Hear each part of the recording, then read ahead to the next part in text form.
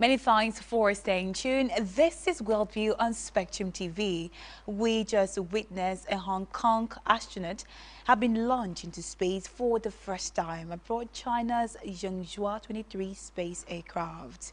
Li Zhongyan, a 43-year-old police officer and mother of three, serves as a payload scientist in the three-member crew who made their way to Chinese Tangyong space station on Sunday night. At least one member of the crew will spend a full year in orbit as part of a key experiment. Authorities will determine who that will be at a later date. The mission is the latest in China's ambitious space program to send humans to the moon by 2030. It comes amid an escalated race with the U.S., which is looking to achieve a crewed lunar landing by 2028. The Zhengzhou 28 is tasked with studying the effect of microgravity on the human body, among many experiments. Apart from Li, the two other astronauts on the mission are Zheng Yangzhu, a 39-year-old space engineer, and Zhang Jingyang, a 39-year-old former Air Force pilot.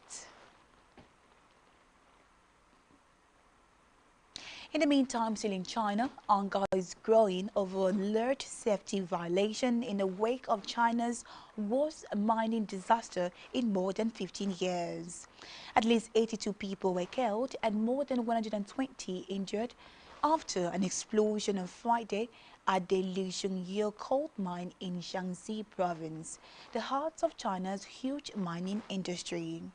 For many in China, the tragedy harks back to the 2000s, a period of regular, deadly coal mine disasters which is widely thought to have been left in the past. Those concerns are now reignited and playing out on China's tightly controlled internet, with people calling for justice and questioning how this happened. Authorities said the cause of the disaster is still under investigation, but initial findings show Zhengzhou Group, the company operating a privately owned coal mine, had committed serious illegal violation at a news conference on Saturday. The further pledged to conduct a rigorous investigation and severely punish those found responsible. In a separate development, Myanmar's military has launched a renewed offensive into several border regions, including a frontier area with critical rare earth deposit and other vital trade routes. A new month after a new administration took formal control of the war-torn country. New military chief Yin Wing-o, who took office in March after his longtime predecessor stepped down to become president, is making an aggressive push to reclaim strategic border strongholds from ethnic armies that have gained strength in recent years. Spokesman for rebel groups and analysts told newsmen the military recent offensive have focused on Kanchi State, a region rich in heavy rare earth elements that abut China, as well as Chi State on the Indian border and a key trade corridor in the Karang State next to Thailand. At a meeting last week, Yi Wu told soldiers that the military had secured Flamang Town in Ching State, an arterial route between Mandalin and McKinney in Kachi State. The state-run Global New Light of Miami reported. A tragic incident happened today in the Philippines. Let's take a look at a very deadly collapse that happened in the Philippines just yesterday.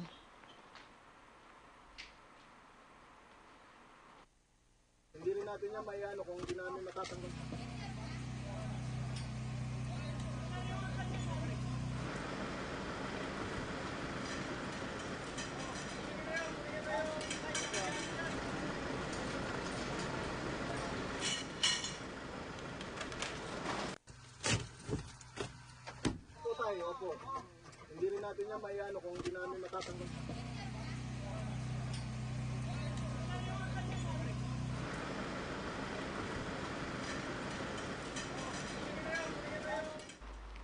As earlier stated, in Philippines, rescuers were racing against time today in a search for possible signs of life more than 24 hours after the collapse of a building under construction in the city of Angeles, with crews carefully removing rocks and surrounding debris by hand.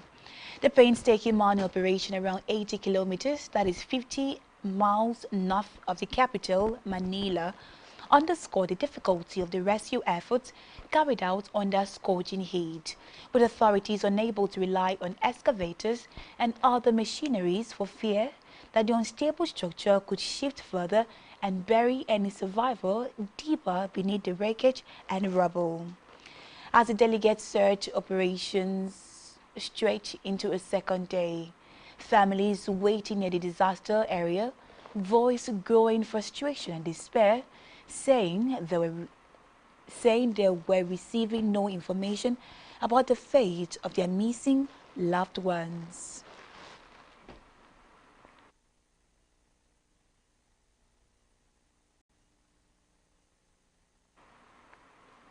Let's move now to the Iran and U.S. war scenes, which is entering its 87th day today. But before then, let's start with talks that have been taking place between Iran and U.S., where Iran and the United States played down hopes for an imminent breakthrough in effort to end their 3-month-old war today, with the top U.S. diplomat saying Washington would neither get a good agreement or deal with the country in another way. U.S. Secretary of State Marco Rubio told reporters in New Delhi that the U.S. could give diplomacy every chance to succeed before exploring alternatives.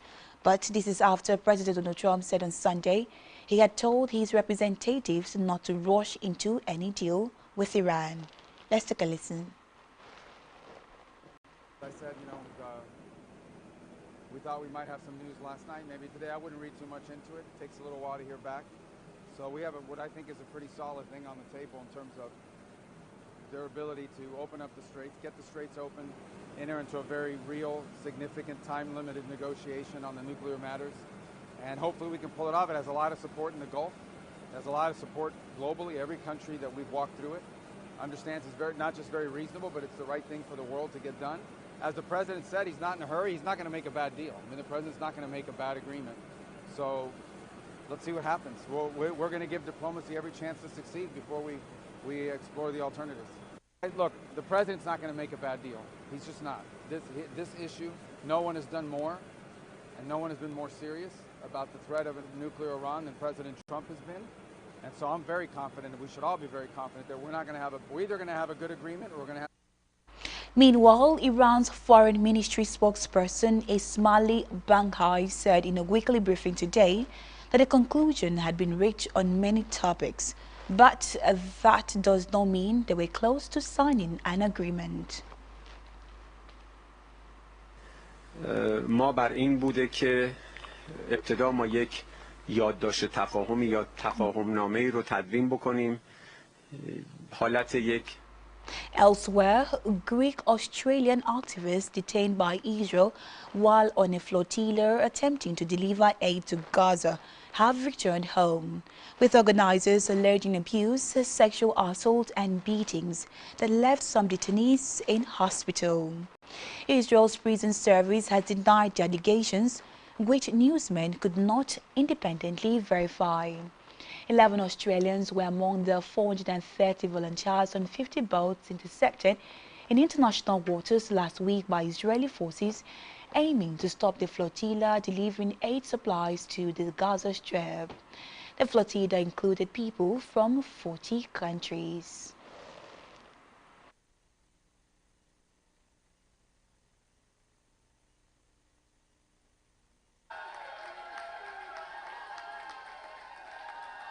I was dragged into a darkened container ship on a prison boat. I was sexually assaulted. I was beaten. And that was just the beginning of 4 days of absolute hell. I've looked into the eyes of the most soulless people in the universe and nothing came back. These people need to be stopped. The serial killing, genocidal regime, the Zionist regime of Israel needs to absolutely be dismantled. And Albo, where are you when we need you? You need to cut all ties with Israel. You need to get out of bed with Israel. You need to sanction them, and you need to stop this genocide. You've got to do it now. I have a fractured rib and bruises and cuts all over my body, but by far the worst thing was being there the whole time and seeing and listening to my friends be punched and kicked and tasered and shot with beanbag bullets and have stun grenades thrown at them for 2 days on a prison ship and then for another day and a half in occupied Palestine.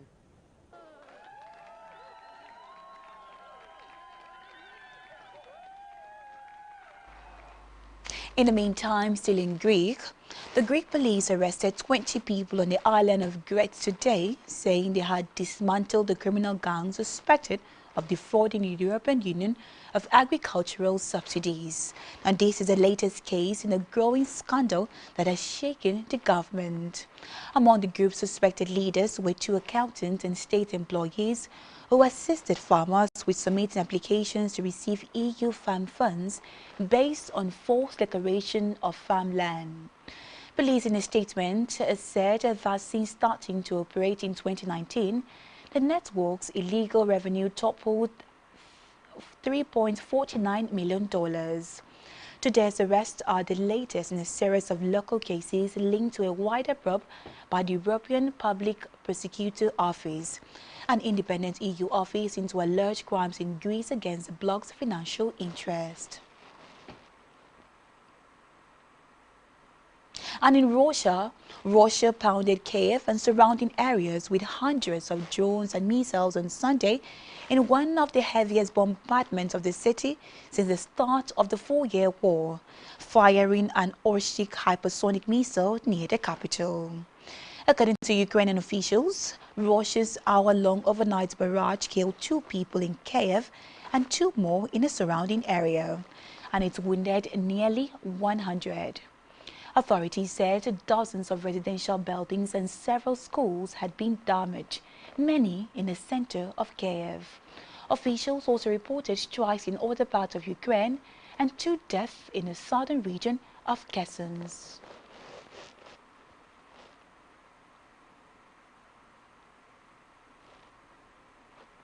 We'll take a quick break right now. When we return, Worldview continues.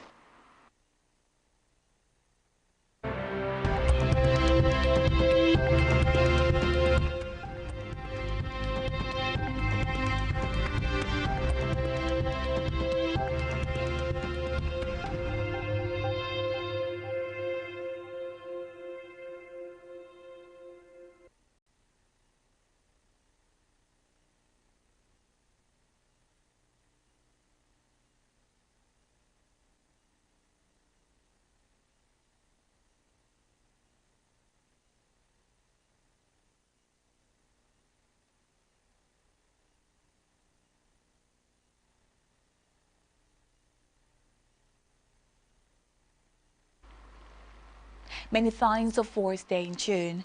We turn the spotlight to the situation in DR Congo, particularly the Ebola situation, where WHO Chief Tedros Ghebreyesus says more than 900 suspected Ebola cases, including 101 confirmed cases, have been identified in the Democratic Republic of Congo.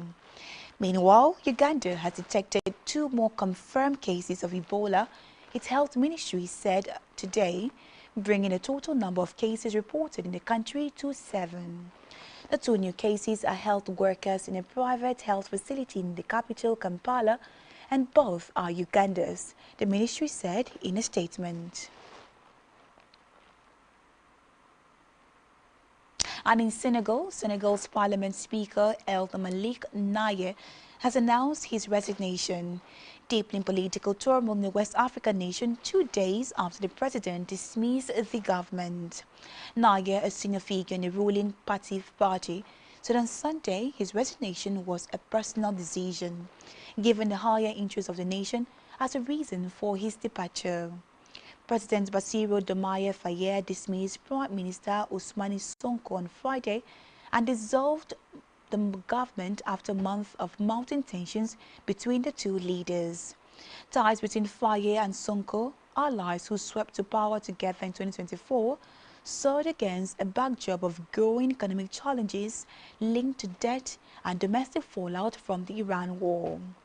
Members of Parliament are set to convene tomorrow to vote on reinstating Sonko as a lawmaker and to elect a new speaker for the National Assembly to replace Nair.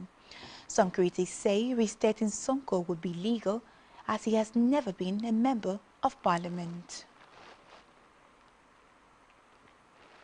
And in Angola, at least 28 people were killed when a landslide struck an illegal gold mining site in Angola's northwestern Banco province. Local authorities say in one of the country's deadliest illegal mining accidents. 4 people were rescued from the site, the province Civil Protection and Fire Service added in a statement on Sunday, adding that the search operations have been completed. Authorities said that the deceased from Saturday's accident were aged between 16 and 35 years old.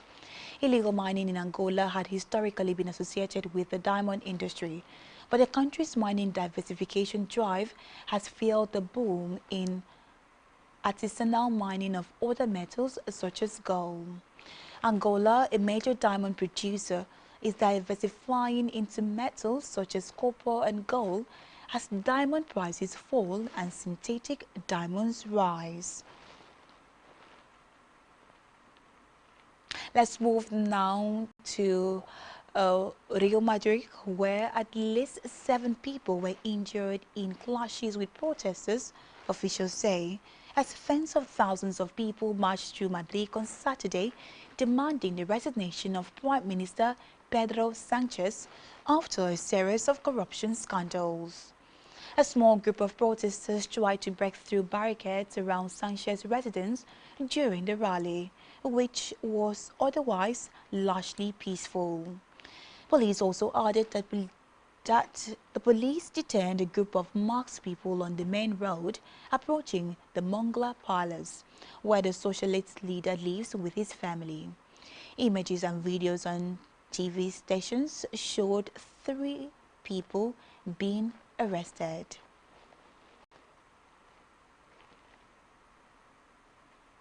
And that's all we have for you today on Worldview. Do ensure to follow us on social media where we can keep you updated on trending world events. You've been watching Worldview on Spectrum Television. I am Emedion James. Do have a lovely day. Bye for now.